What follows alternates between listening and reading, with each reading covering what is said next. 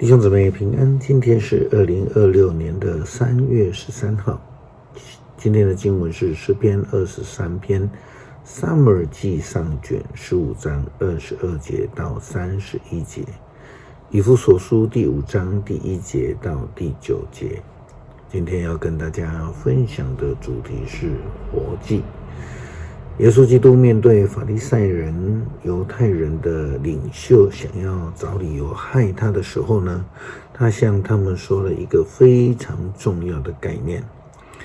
约翰福音第7章21节到24节，耶稣说：我在安息日行了一件大事，你们都引以为奇。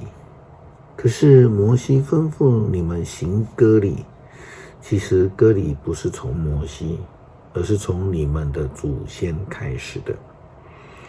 你们就在安息日为婴儿行割礼。如果人在安息日行割礼，目的是维护摩西的法律，那么我在安息日使一个人完全恢复了健康，你们又为什么责怪我呢？不要根据外表断定是非，要按照公正标准来判断才是。安息日是为了纪念上帝的恩典，敬拜上帝，并且回应上帝的呼召，就是去爱人。但是这些犹太人的领袖却是用摩西的律法来胜过了上帝的呼召，甚至他们要借此来害耶稣基督。根据圣经的教导，这不是上帝所喜悦的献祭。撒母耳记上卷15章22节到31节，撒母耳说：上主喜欢什么呢？顺从他呢，还是向他献烧化祭和祭物呢？顺从比祭物更好，听命比献上最好的羊胜过这样。背叛他跟行巫术一样坏，傲慢跟拜偶像一样有罪。由于你背弃了上帝的命令，他厌弃你，不要你做王。扫罗说：是的，我犯了罪，我违背上帝的命令和你的指示，我怕人民，所以照他们所要的去做。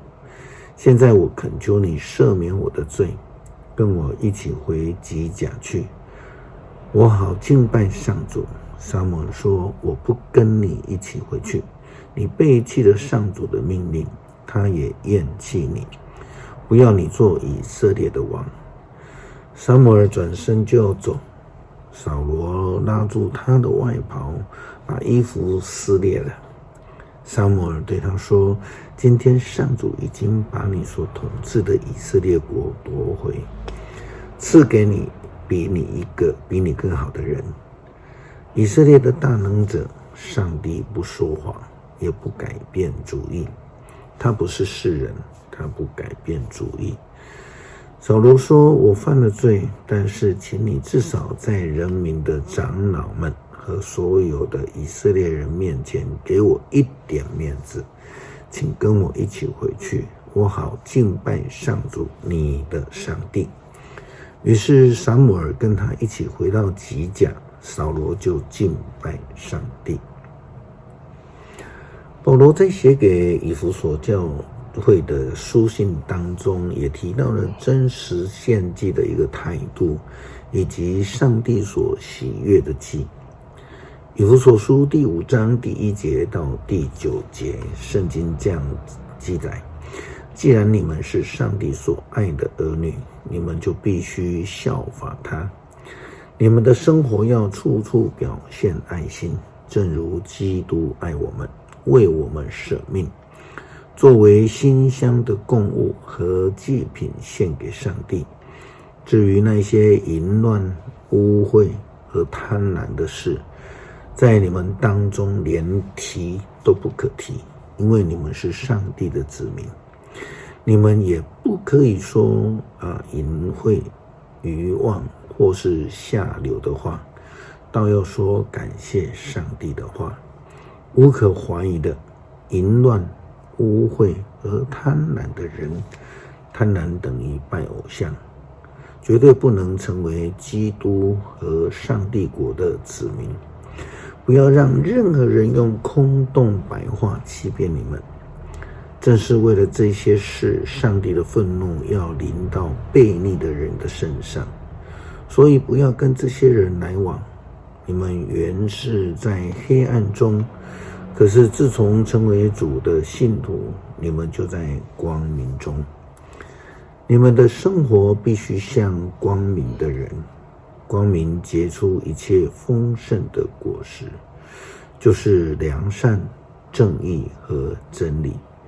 就如同保罗在罗马书第12章他所提到的，基督徒应当将自己献上成为活祭，要丢弃一切的旧我和污秽的事，活出基督的样式，蒙主的喜悦和接纳。诗篇23篇，上主是我的牧者，我一无缺乏。他让我躺卧在青草地上，领我到安静的溪水边。他使我的灵复苏，他照着应许导我走正路。纵使走过阴森山谷，我也不怕灾害，因为你与我同在。你用杖领我，用棍护我，在敌人的面前，你为我摆设宴席。你待我如上宾，斟满我的杯。你的恩惠慈爱终身不离我，我要永远住在你的殿宇中。